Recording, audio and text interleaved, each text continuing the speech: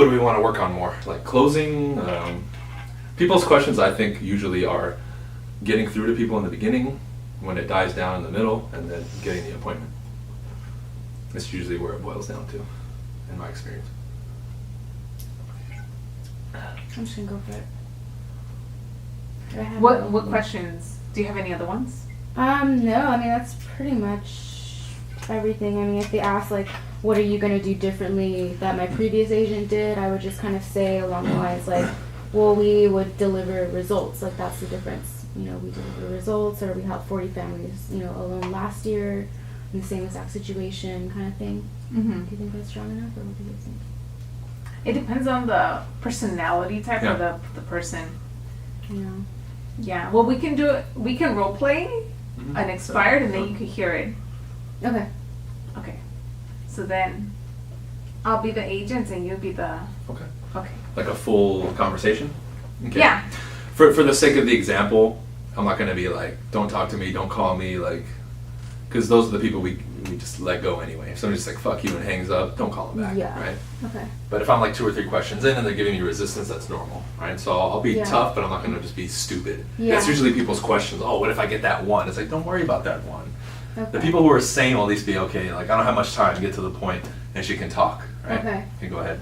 Hello. Yes. Hello. Is this Bryan? Yes, this is Bryan. Hey, Bryan. This is Lloyd. I'll be very quick. I was calling about your home in San Dimas. It just came off the market. I wanted to see what your plans for putting it back on the market and getting it sold. I don't know, Lloyd. You're like the 50th person that's called us. Like, we don't even want to think about it right now. Oh, wow. I can understand that frustration. Maybe I'm number 51. But I'll be quick. I just wanted to see, did you guys still have plans on making the move if it was possible, or what do you think happened? We don't know at this point. We don't know. You don't know. 6 months, nothing. 6? We don't know if we want to stay. We don't know if we want to go. We have no idea. Yeah. So in 6 months you didn't get any activity? Nope. No offers? Nope. Wow. How do you feel about the agent? Upset, but at this point, I don't know if we want to move forward or what we want to do. It's just been a pain. you know? Yeah. So if the home had sold back then, what were your original plans? San Diego. Go to San Diego, yeah. But at this point, I don't know. It just seems like the timing's off. I really don't know what we're going to do. Can you... Yeah. I mean, I appreciate the call. Can we maybe... Like, I'm going to talk to my wife anyway because I don't even know what we're going to do. Can Yeah, you just of call me course. back like in a week? Yeah. No, I can definitely call you back. But the reason that I'm calling you now is because even in your neighborhood, everything's selling in under 30 days. So the fact that you came off the market after 6 months raises a red flag. So I mean, if you knew for a fact that you can be in San Diego in the next 30 days, would that work for you and your wife? Well, that's what the last guy said, and then we sat here for 6 months. So, No, of I mean, course. it sounds good, but, we just, at this point, I don't know who to believe or what to think. Yeah. Well, I'm glad that you brought that up because there's actually facts I can show you. Your neighbors across the street, they sold in 2 weeks above asking price, and there's some other ones around the corner that are pending. So, I mean, again, if you knew for a fact, like money in your pocket, 30 days, you're packing, you're moved out to San Diego, would that work for you guys? I don't know, Lloyd. I just don't believe it, Yeah. Well, would you at least be open to seeing if it was possible? Well, what are you guys going to do differently? Well, actually get it sold, which is what you wanted in the first place, right? But, like, how, though? Like, I was with an agent. I was with Valerie for 6 months, and nothing happened, and they promised me the same thing. They said, Wow. we'll guarantee you a sale in 30 days, kind of like, sounded confident just like you. Yeah, of course. Well, I'm glad that you brought that up because the 40 families that we helped last year had the same concern, and we got the job done for them. So if we did it for them, do you think we could do it for you too as well? I don't know. Well, look, this is what I'll do. When would be a good time for us to get together, and I'll go over exactly what we are going to do differently so you can actually start packing and get moving to San Diego. Are you available this week, or would the weekend be better? Well, I think I would rather talk to my spouse first before we said anything. No, of course. Just to make sure, Yeah, and I want you to talk to her because I would be working for the both of you. So, assuming that she's available, are you mostly both together on the weekends or on the weekdays? Weekends. Yeah, Weekends. weekdays, it's crazy. Okay. She's here, I'm not, like... Yeah. So I only tentatively set up something for Saturday at 2 o'clock. Again, assuming that she's on board, you would be on board as well, right? I guess, yeah. Okay. So Saturday at 2 o'clock, I'll put you on my calendar just in case something comes up, and I'll confirm with you on Friday just to make sure. And again, we'll go over everything Saturday. Does that work? Cool. Great. So I'll see you then. Yeah. And then I pre-qualified too. Oh. I'm Right sure then and like there. you see I'm like almost like dismissive. I don't want to. That's one type of lead that you'll get. I don't know. We don't know what we're gonna do, and I'm like, call me back.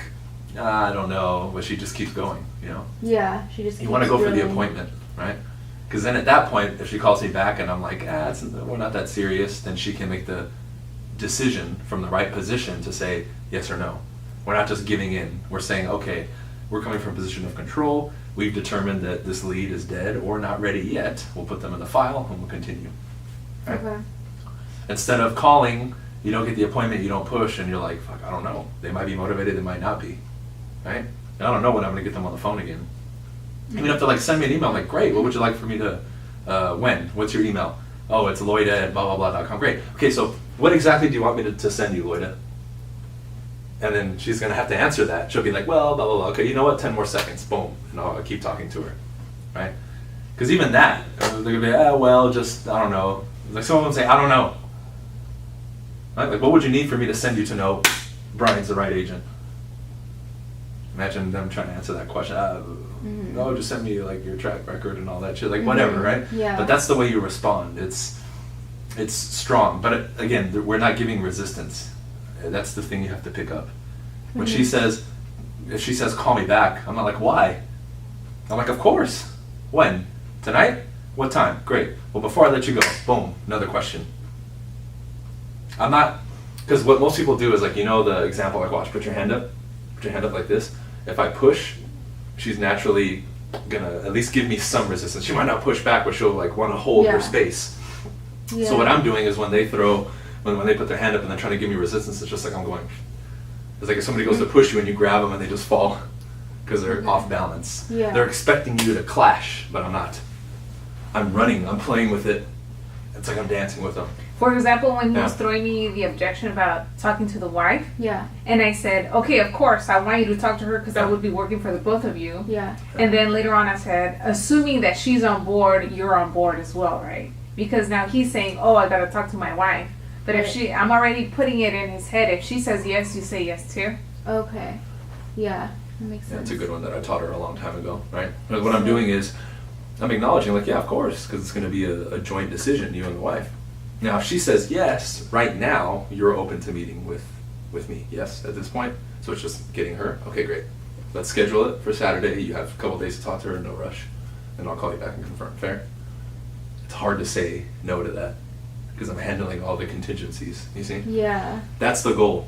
I want to make it near impossible for you to tell me no. Another thing you can use is softeners. I don't know if you caught. She's like, well, would you at least be maybe open to having a conversation about it? Versus, let's meet. Yeah. Easier to say no to that. If I say, well, would you be open to having a conversation about it? That's a lot harder to say no to Yeah. versus Would you let's be meet and open let's to sign an having a agreement. conversation about it? So there's little tactics here and there, right, that have to be employed. But I mean, you'll listen to her how some of the calls go. Either hang up right away or you have a conversation like that. Yeah. Some of them might be more, okay, get to the point about it. You know, like, no, yes, and she'll be like, okay, you ready? No? Okay, great, let's meet tomorrow. Great, okay, talk to the wife, perfect. Talk to her, we'll set it for tomorrow. Okay, like, you're just gonna see a difference in personality type of the same objections. What's your company? We don't wanna sell, we're gonna rent it out. It's the same shit over and over. But after a while, you become numb to it. There's no effect, but number two, you already know what they're gonna say beforehand. As soon as they're like, well, we're thinking, she already knows what they're gonna say. Yeah. We're thinking of taking a break. She already Yeah. knows. So when she hears we're thinking, she already knows and she already has the response like loaded in to say. Right? Okay. Yeah. And if they say renting or they're going to take a break, you just kind of, not convince them, but you just kind of say like, well, You tell me I want to rent out. destination. You know what? That makes sense, Valerie. I would feel the same way. Now, is that what you want to do? Or would you really rather sell it? And if they really want to sell, they're not going to say, oh yeah, that's what I really want to do. You see how I structure the question? Or they're going to say, well, I tried, but it didn't sell. No, I can continue talking. Oh, we're just fed up and da-da-da. Okay, I have a door that just opened. Right? And then I go back to, okay, so how did your previous agent do? Like, what stopped it from selling kind of thing, right? So I know, I mean, I know it didn't work out, Valerie. Like my next question, if you responded, I know it didn't work out. What do you think was missing, right? What do you feel stopped your home ultimately from selling? Oh, well, my agent, or oh, it was the price, the market. Even then I'm listening, because if you say the market, I don't know if you caught her, because the new homes are selling. Yeah. A market, really? You think